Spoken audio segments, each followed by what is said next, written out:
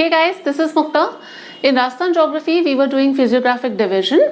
Physiographic division में आज हम लोग स्टार्ट कर रहे हैं eastern plains because we have already covered western sandy plain and Aravalli range in the previous videos. So आज हमें कवर करना है ईस्टर्न प्लेन.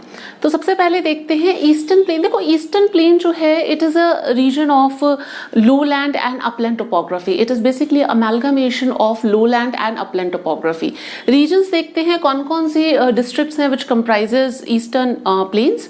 तो मैप की तरफ देखिएगा आप लोग, अपने एटलस में देखिएगा इफ यू हैव दैट. देखो ये जो पूरा एंटायर रीजन है, this entire region is known as the eastern plain. अब इसके अंदर कौन कौन सी डिस्ट्रिक्ट्स आ जाती हैं?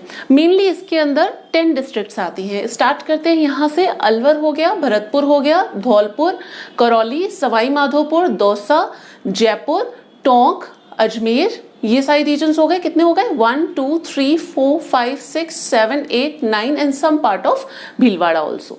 ठीक है, तो ये पूरा जो रीजन हो जाता है, this entire region is comprises the eastern plane. Eastern plane को हमने 3 पार्ट्स में बाइफरकेट किया था. ईस्टर्न प्लेन्स को हमने सब डिवाइड किया था इन 3 पार्ट्स, जिसके अंदर एक हम देखेंगे चंबल जो बेसिन है वो, then will see Banas basin, और उसके बाद में हम लोग करेंगे माही बेसिन. तो पहले एक बार जनरल बातें देख लेते हैं ईस्टर्न प्लेन के रिगार्डिंग.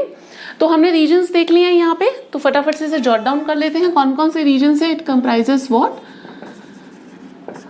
रीजन्स, कौन कौन सी डिस्ट्रिक्ट्स हैं? देखिए अभी हमने अलवर हो गया, भरतपुर, देन फिर आपका आ जाता है धौलपुर. ठीक है, धौलपुर हो गया, देन करौली, सवाई माधोपुर. ठीक है, देन सवाई माधोपुर, दौसा, जयपुर आ गया आपका, एंड देन आ गया Ajmer, Tonk and some part of Bhilwara.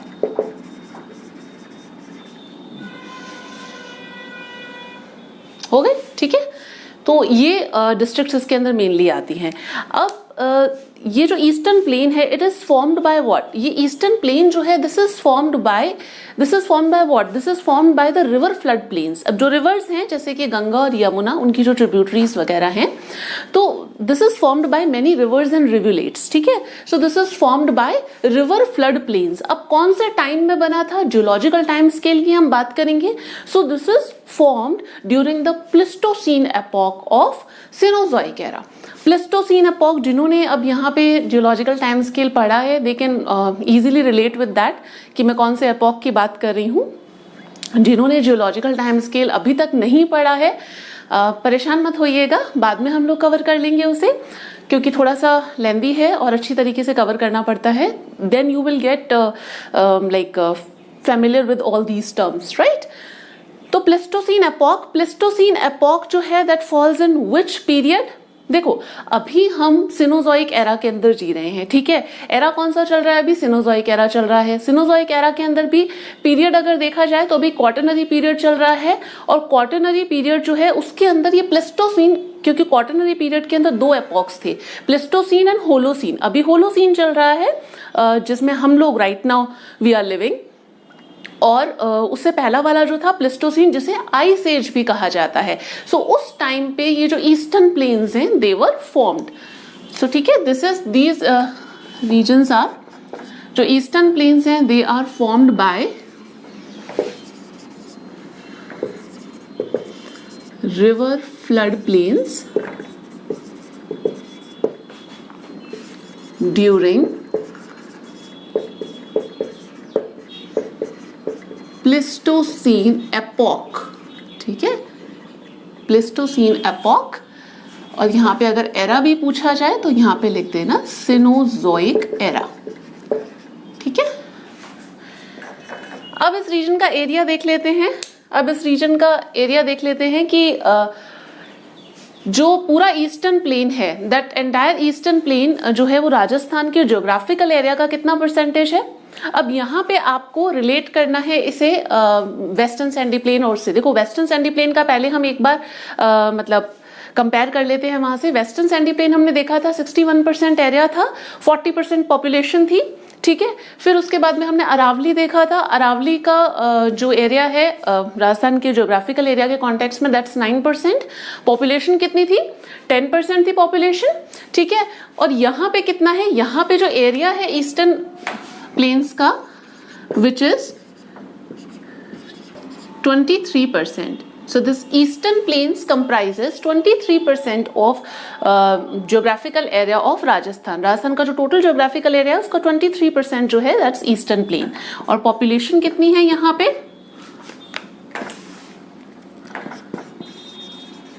Population कितनी है? 39%। 39%। So this means maximum density वाला region है, मैक्सिमम पॉपुलेशन डेंसिटी रीजन है ये, क्योंकि सबसे ज़्यादा कम जो मतलब ज्योग्राफिकल एरिया है, कम एरिया में ज़्यादा पॉपुलेशन है, तो मैक्सिमम डेंसिटी आपको इसी रीजन के अंदर मिलती है। Then will talk about rainfall. Rainfall जो है ईस्टर्न प्लेन्स के अंदर कितने के अराउंड रहती है? रेनफॉल जो है यहाँ पे somewhere around 50 to 80 centimetre. Soil की बात करते हैं। सॉइल आप सभी को पता है, देखो ईस्टर्न प्लेन्स जो हैं वो रिवर फ्लड प्लेन से बने हुए हैं। और रिवर्स कौन सी सॉइल लेकर के आती हैं? रिवर्स की वजह से, मतलब विच soil is formed because of the reverse, क्योंकि रिवर्स जो हैं वो इरोड करती हुई आती हैं, बहुत सारा सेडिमेंट्स अपने साथ में लेती हुई आती हैं। तो रिवर्स जहाँ पे हैं वहाँ पे alluvial soil you will find.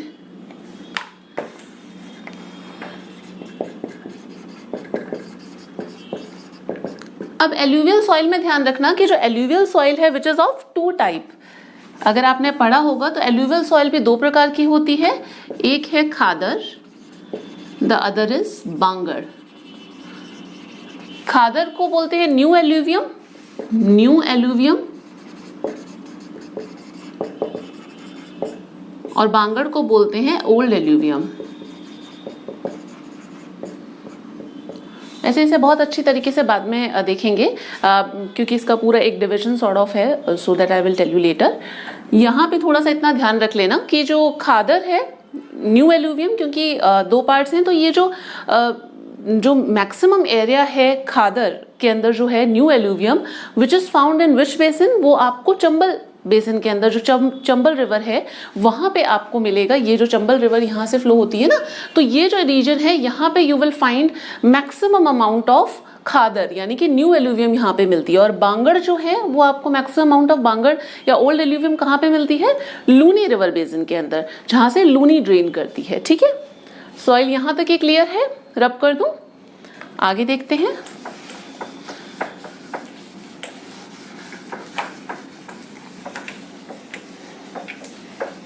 अब यहाँ पे हम लोग क्रॉप्स देखेंगे।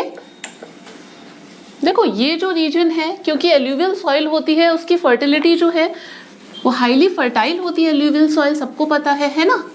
तो एल्यूवियल सॉइल जो है विच इज हाईली फर्टाइल, तो यहाँ पे क्रॉप्स कौन कौन सी ग्रो होंगी?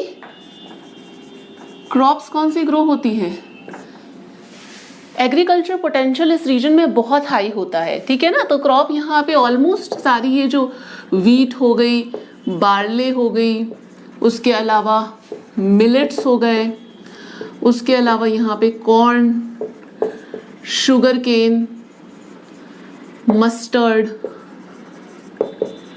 ग्राम एक्सेट्रा, बहुत सारी यहाँ पे क्रॉप्स हैं जो कि बहुत इजीली यहाँ पे ग्रो की जाती हैं, कल्टीवेट की जाती हैं। तो क्रॉप्स में देख लिया हम लोगों ने। अब देखो ये जो ईस्टर्न प्लेन्स हैं, ईस्टर्न प्लेन्स के अंदर हमने रीजन देख लिया, बाकी बहुत सारी चीजें देख ली। ईस्टर्न प्लेन का स्लोप और देख लेते हैं एक बार। स्लोप जो है वो इसका कौन सी डायरेक्शन में है? देखो ईस्टर्न प्लेन का जो स्लोप है वो ईस्टवर्ड है, मतलब जो स्लोप है इसका वो ईस्टवर्ड है, यानी कि जो रिवर्स हैं वो वेस्ट टू ईस्ट फ्लो करेंगी।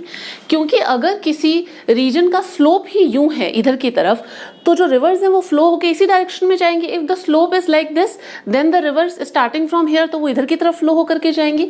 तो इसका स्लोप ही इस साइड में है। इसी वजह से जैसे चंबल रिवर की बात करें या बनास की बात करें, सो चंबल रिवर यहाँ चित्तौड़गढ़ से एंटर करती है, तो जब ये एंटर करती है तो इस तरफ क्यों, इस डायरेक्शन में ही क्यों, why it flows in this direction only, because it slope is like this, ठीक है।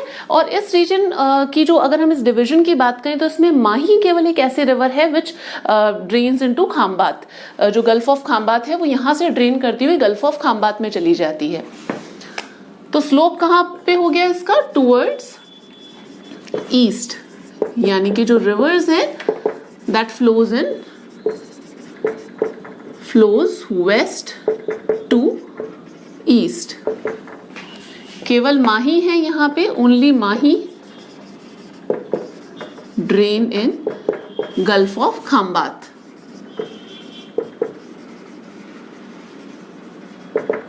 डन। अब हम देखते हैं चंबल बेसिन, क्योंकि हमने ईस्टर्न प्लेन्स को 3 पार्ट्स के अंदर वो किया था, डिवाइड किया था, तो हम पहला पोर्शन देखते हैं Chambal basin.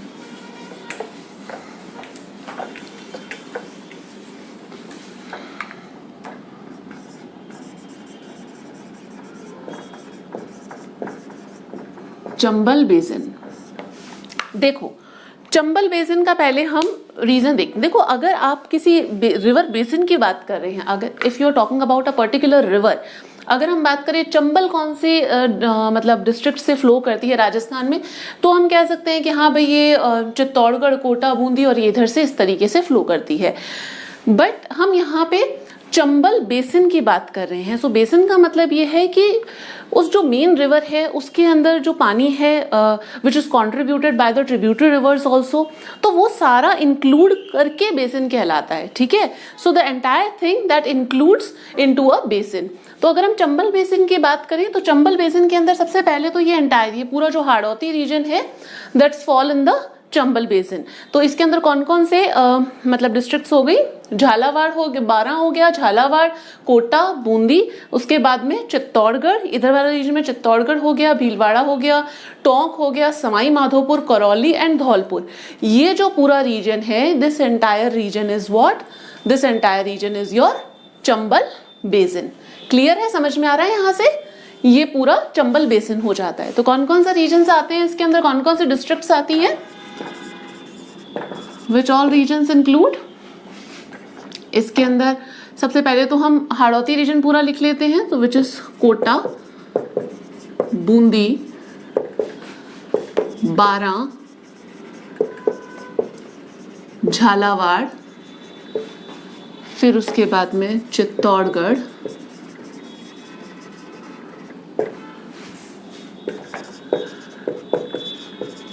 Bhilwara, Tonk and then Sawai Madhopur. Sawai Madhopur हो गया, then Karauli and then Dholpur, ठीक है। ये पूरा है चंबल बेसिन। ये जो रीजन है, this entire region is comprises Chambal basin. अब चंबल बेसिन में हमने देखा था कि this region has the maximum accumulation of which type of alluvial soil, khadar, है ना। तो maximum accumulations of new alluvium, या फिर खादर भी बोल सकते हैं, न्यू एल्यूवियम या फिर खादर जो है वो यहाँ पे सबसे ज्यादा आपको देखने को मिलती है। अब चंबल जो बेसिन है, दिस इज, देखो ये जो एरिया है बहुत ही वो कहते हैं ना कि रगेड सी टोपोग्राफी है यहाँ की। This region is rich in large gullies, this region is rich in large gullies. अभी बताती हूँ गलीज किसे कहते हैं। Region is rich in large गलीज,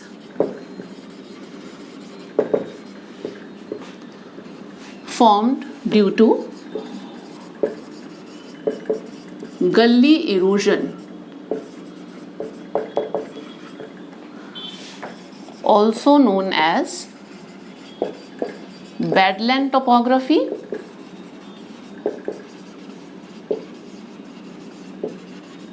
और ravine area, ठीक है। देखो गली किसे कहते हैं, अब यहाँ पे बात आती है गली किसे कहते हैं। तो गली इज व्हाट, गली is a a kind of a landform, जैसे लैंडफॉर्म होता है ना, उसी तरीके से गली भी एक लैंडफॉर्म होता है which is created by running water. देखो जब क्या होता है, जब फास्ट फ्लोइंग स्ट्रीम, कोई रिवर स्ट्रीम है, वो क्योंकि रिवर स्ट्रीम के अंदर बहुत ज़्यादा पानी होता है ना, so when it is flowing fast, जब वो फास्ट स्पीड से मतलब फ्लो करती हुई निकलती है, तो आपने देखा होगा कि उस वजह से सॉइल का इरोजन होता है। सॉइल इरोजन के टाइप्स में आप पढ़ोगे, गली इरोजन और रिल इरोजन वैसे तो, बट बाकी ये पूरा इरोड करके निकलती है। और जब ये सॉइल का इरोजन करती है, specially in the hill sides, जो हिल की साइड्स है वहां से ये इरोड करती हुई निकलती है, तो ये डीप मतलब कहते हैं ना स्मॉल वैलीज, छोटी वैलीज बनाती हुई निकलती है, डीप चैनल्स क्रिएट करती हुई निकलती है, उसे बोला जाता है गलीज। ठीक है, अब ये जो गलीज हैं, ये जैसे होता है ना कि नालियां सी बन जाती हैं, गलीज सी बन जाती हैं, आप ये कह सकते हैं स्मॉल वैलीज सी बन जाती हैं, तो उसे बोला जाता है गली। अब ये जो गलीज फॉर्म हुई हैं, इनका जो साइज है, अगर आप इनकी हाइट देखो या अगर आप इनकी डेप्थ देखो, मतलब अगर आप इनकी डेप्थ देखो, तो वो 1 मीटर भी हो सकती है, 1 मीटर से लेकर के 8 मीटर तक भी, मतलब ये काफी डीप हो सकती है। So now you can understand कि कितना फास्ट फ्लोइंग स्ट्रीम होगी, कितना मतलब स्पीड से वाटर आ रहा होगा, and it is eroding the channel, वो रिवर चैनल को मतलब कि इरोड करता हुआ डीप चैनल्स बनाता हुआ निकल जाता है। रिल इरोजन भी इसी टाइप का ही होता है, बट जो रिल इरोजन है उसके अंदर क्या होता है कि जो वाटर की मूवमेंट है, जो रनिंग वाटर है, उसकी स्पीड थोड़ी स्लो होती है, तो इस वजह से उसमें जो प्रोजेक्शंस बनते हैं वो फिंगर लाइक्स प्रोजेक्शंस होते हैं। खैर सॉइल इरोजन के टाइप्स हैं ये, सॉइल इरोजन में हम इसे काफी अच्छे तरीके से डिटेल में करेंगे, बट यहाँ पे समझने के लिए ये चीज थी। आई होप क्लियर होगा अब आपको। Badland topography, ravine area. देखो बहुत बार मैं ये वर्ड्स यूज करती हूँ कि रगेड टोपोग्राफी या बैडलैंड टोपोग्राफी, इस तरीके। टोपोग्राफी का मतलब क्या होता है? Topography is something, it is a physical characteristics of a land surface. कोई भी लैंड सरफेस है, उसकी जो शेप है, उसकी जो फिजिकल कैरेक्टरिस्टिक्स है, उसे बोला जाता है टोपोग्राफी। अब यहाँ पे हम बैडलैंड टोपोग्राफी की बात कर रहे हैं, मतलब कि कोई ऐसा रीजन जो कि बिल्कुल ड्राई टेरेन सा है, and which has soft sedimentary rocks, and these rocks are eroded by either winds और by water, so that is known as badland topography. ठीक है, तो उस वजह से इसे या फिर इसे, इसका एक और नेम है दैट इज रवाइन एरिया, या फिर इसे रवाइन भी बोला जाता है। सो आई होप गली इज क्लियर नाउ। ठीक है, तो इस तरीके से। और गली इरोजन अगर हम देखें तो सबसे ज्यादा जो मैक्सिमम गली इरोजन है वो 3 डिस्ट्रिक्ट्स में है। ये 3 डिस्ट्रिक्ट्स, धौलपुर, करौली और सवाई माधोपुर, यहाँ पे सबसे ज्यादा आपको मैक्सिमम गली इरोजन मिलेगा, मैक्सिमम रवाइन एरिया आप कह सकते हो, या फिर इसे एक और वर्ड बोला जाता है, इसे डांग भी कहा जाता है। ठीक है, डांग, डांग, DANG या DAANG भी कर सकते हैं, DANG होगा वैसे तो, डांग एरिया। ठीक है, एक ही बात है ये। तो जो मैक्सिमम डांग एरिया या रवाइन एरिया जो है, बिकॉज ऑफ दिस गली इरोजन जो क्रिएट होता है, that falls in these 3 districts only. और इन तीनों में से भी सबसे ज्यादा है धौलपुर के अंदर। ठीक है, इन तीनों में भी सबसे ज्यादा जो मतलब रवाइन एरिया है, that falls in which district? Dholpur. अब अगर हम जो चंबल बेसिन है, क्योंकि हमने देखा ये पूरा यहाँ से यहाँ तक ये पूरा चंबल बेसिन है एंटायर, तो अब ये जो चंबल बेसिन है इसका जो नॉर्दर्न बाउंड्री है which is defined by what? Northern boundary है which is defined by Banganga basin. क्योंकि देखो बाणगंगा रिवर जो है वो यहाँ पे जयपुर की बैरट हिल से निकलती है ना, तो यानी कि जो चंबल बेसिन है, ये रहा चंबल बेसिन। चंबल बेसिन के नॉर्थ में कौन सा पड़ गया? बाणगंगा बेसिन। और इसके साउथ में यहाँ पे क्या पड़ गया? विंध्यन स्कार्पलैंड। ठीक है, सो इसकी जो नॉर्दर्न बाउंड्री है, it's northern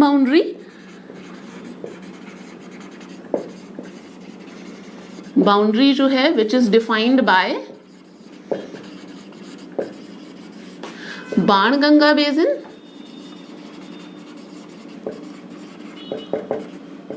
while southern boundary जो है which is defined bye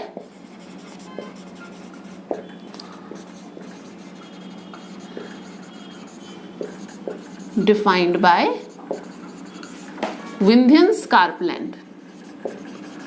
Vindhyan Scarpland. Done? So this is all about Chambal basin. अब देखो 2 चीजें और रहती हैं चंबल बेसिन के बाद में। बनास बेसिन और माही बेसिन और रहता है, फिर उसके बाद में हमारा ईस्टर्न प्लेन जो है वो कंप्लीट हो जाएगा। बनास बेसिन और जो माही बेसिन है that will cover in the next video, ठीक है। तो ईस्टर्न प्लेन हम लोग 2 पार्ट्स में कवर करेंगे 2 वीडियोस के अंदर। पहले में हमने जनरल इंट्रोडक्शंस देख लिया, जो जनरल फीचर्स हैं, कैरेक्टरिस्टिक फीचर्स ईस्टर्न प्लेन्स के, वो हमने कवर कर लिए, और चंबल बेसिन वाला जो पार्ट है वो कवर कर लिया। बाकी के जो 2 हैं that will cover in the next part. So this is about this video. एक चीज और, कुछ स्टूडेंट्स ने कमेंट सेक्शन में कुछ क्वेश्चंस पूछे थे, there were some relevant questions which need to be answered. So एक किसी स्टूडेंट ने पूछा था कि 2020 का जो ये आरएस के सिलेबस में अभी कोई लेटेस्ट चेंज हुआ है क्या।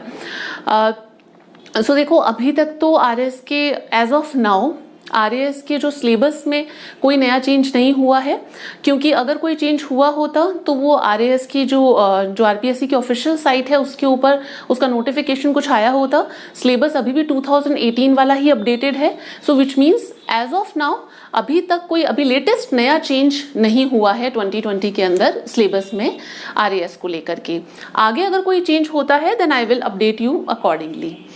एक तो ये क्वेश्चन था, एंड किसी स्टूडेंट ने ये भी पूछा था कि मैम एसडीएम से डीएम के प्रमोशन वगैरह का भी पूछा था।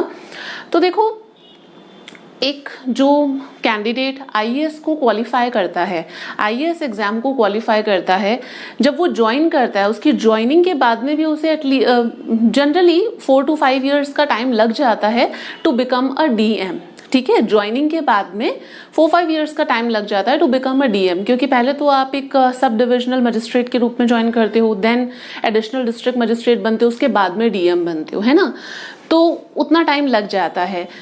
और रही बात एसडीएम की, तो एसडीएम का जो प्रमोशन लाइन है वो आईएएस के कंपैरिजन में स्लो है, ठीक है। एसडीएम की जो प्रमोशन लाइन है वो आईएएस के कंपैरिजन में काफ़ी स्लो होती है। आपका जो फर्स्ट प्रमोशन है एज एसडीएम वो आपको समवेयर अराउंड 8-9 years के करीब मिलता है। तो एसडीएम से डीएम बनने में बहुत टाइम लगता है। जनरली लोग अपने रिटायरमेंट की एज से पहले ही बन पाते हैं, तो उसमें काफ़ी दैट्स अ लॉन्ग प्रोसेस, काफ़ी टाइम लगता है। And that also depends on several factors कि आपने जो सर्विसेज है वो कौन सी एज में ज्वाइन की है और व्हाट वाज योर परफॉर्मेंस। क्योंकि जब आप एसडीएम से डीएम बनते हो so you will become a promotee IAS, है ना। तो बहुत सारे फैक्टर्स होते हैं, वही कौन सी एज में ज्वाइन किया है, परफॉर्मेंस क्या है, प्रमोशन लाइन, बहुत सारी चीज़ें देखी जाती हैं।